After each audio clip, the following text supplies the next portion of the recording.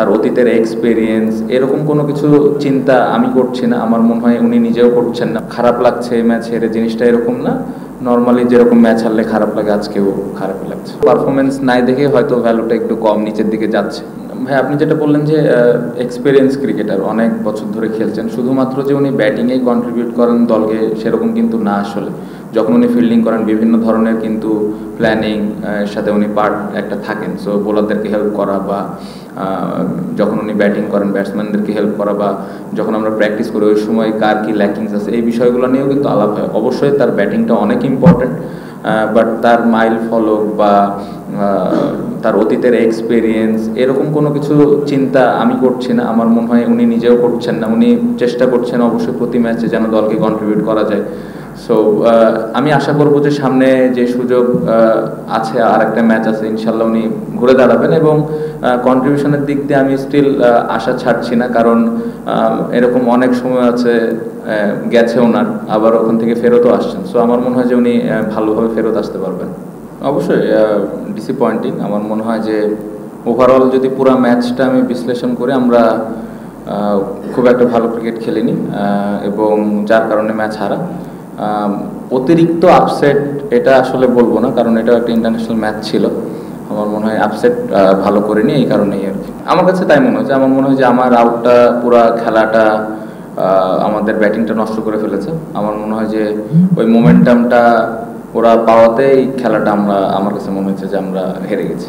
না, আমার মনে হয় মিরাজ এবং তাইজুল ভাই ভালো ট্রাই করেছে, অসম্ভব ভালো বোলিং করেছে। আমার মনে হয় বোর্ডে এই ধরনের রান থাকার পরে যেভাবে ওরা বল করেছে অবশ্যই ক্রেডিট দিতে হবে, বাট আমার কাছে মনে হয় যে বোর্ডে এনাফ রান ছিল না।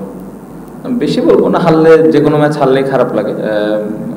অবশ্যই আমাদের অ্যাবিলিটি অনুযায়ী আমরা খেলতে পারিনি, এটা আমি বিশ্বাস করি, কারণ আমার মনে হয় যে আমরা এর থেকে ভালো ক্রিকেট খেলার মতো দল। এই জন্যই ডিসঅ্যাপয়েন্টেড। অনেক বেশি খারাপ লাগছে এই ম্যাচ হেরে জিনিসটা এরকম না, নর্মালি যেরকম ম্যাচ হারলে খারাপ লাগে আজকেও খারাপই লাগছে। না দেখেন, আমাদের তো হইলো কাজ হলো রেগুলার পারফরমেন্স করা, দলকে জেতানো, এটাই আমাদের কাজ। এখন আমাদের খেলা কে দেখাবে না এটা নিয়ে আসলে আমরা খুব বেশি একটা চিন্তা করি না। আমাদের কাজ রেগুলার কীভাবে আমরা ভালো খেলতে পারি, যেটা আমরা পারছি না। অবশ্যই আমার মনে হয় এরকম স্পোর্টিং উইকেটেই খেলা উচিত।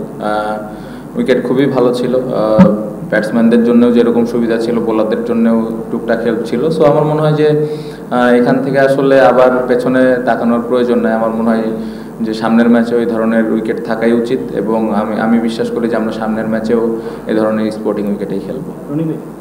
না, আমার নর্মালি আমি সবসময় রানের জন্য চিন্তা থাকে, স্কোরিং অপরচুনিটি পেলে ওইটাই প্ল্যান থাকে।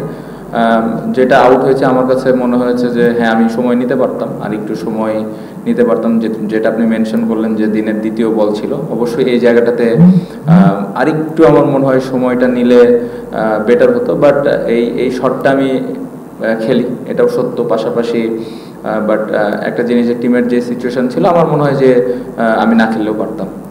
প্রশ্ন এবং উত্তর দুটাই আপনি দিয়ে দিয়েছেন। আপনি নিজেই বললেন যে পারফরমেন্স করে ভ্যালুটা আসলে আবার তৈরি করতে হবে। সো এখন কিন্তু পারফরমেন্স নাই দেখে হয়তো ভ্যালুটা একটু কম নিচের দিকে যাচ্ছে। সো আমার মনে হয় যে পারফরমেন্স যখন আবার ভালো হবে বাংলাদেশ দলের, এটা অটোমেটিকলি ওপরের দিকে যাবে।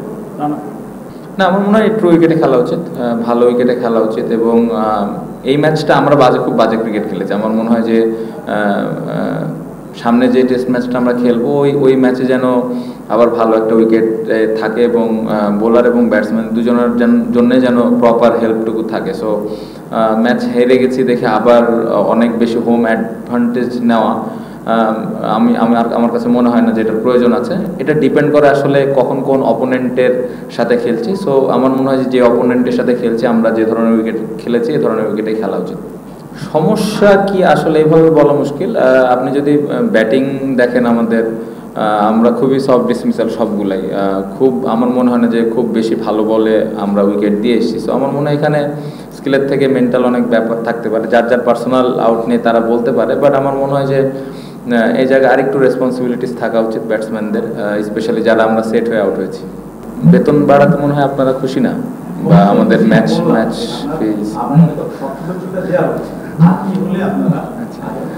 না, আমার মনে হয় যে অনেকদিন পরে আমাদের ম্যাচ ফিজ বেড়েছে, বোর্ড হেল্প করছেন আমাদের, এটা অবশ্যই এটা অ্যাপ্রিসিয়েট করার মতো বিষয়।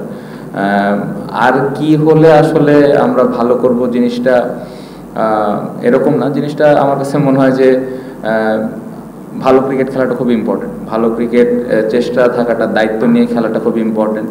আমার মনে হয় যে আমরা যেভাবে ক্রিকেট খেলছি এটা অবশ্যই আমাদের এই দায়িত্বটা নিতে হবে যে আমরা ভালো করতে পারছি না, এখন কিভাবে ভালো করতে হবে এটা সবাই মিলে আলাপ করে বসে ওই ধরনের প্রিপারেশন প্র্যাকটিস নিয়ে আসলে করতে হবে। আমি যেটা বললাম যে আসলে সারাদিন কিন্তু মাঠে সবাই কষ্ট করছে, মেহনত করছে, বাট আপনি যদি মাঠে এক্সিকিউশনের দিক দিয়ে দেখেন এই জায়গাটাতে অনেক ঘাটতি আছে। সো এই জায়গাটাতে খুব স্পেসিফিকভাবে যার যার যে রোলটা আছে ওইভাবে তাকে ওই দায়িত্বটা নিয়ে খেলতে হবে।